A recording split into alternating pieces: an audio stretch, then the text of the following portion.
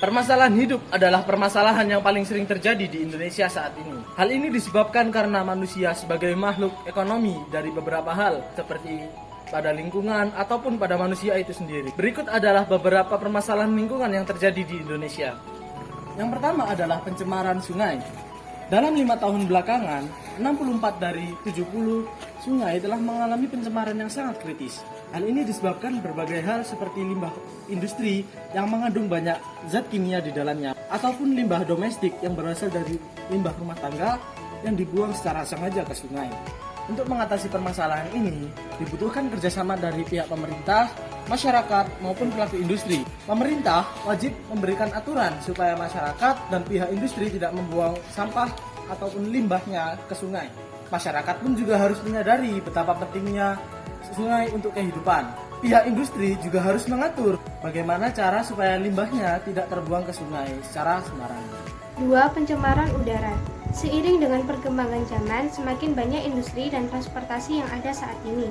Meskipun hal ini merupakan sebuah kemajuan, namun nyatanya memiliki dampak yang buruk bagi lingkungan karena menyebabkan terjadi pencemaran udara. Dampak pencemaran udara dari segi kesehatan yaitu membuat mata merah dan iritasi pada saluran pernapasan. Dampak pencemaran udara terhadap lingkungan yaitu hujan asam dan eutrofikasi. Untuk mengatasi hal ini, berikut solusi yang bisa dilakukan. 1.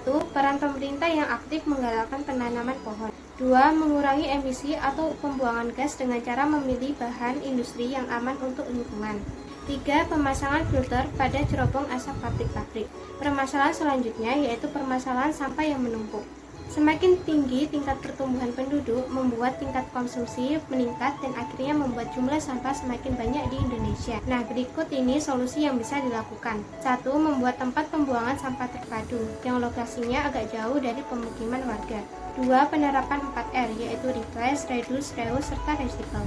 3. Membuat tempat sampah terpisah antara organik dan anorganik. Kita sebagai manusia yang hidup di muka bumi yang telah diberikan kekayaan alam yang melimpah, seharusnya berterima kasih kepada Tuhan dengan cara menjaga dan melestarikan lingkungan ini. Mulailah membuat perubahan dari diri sendiri.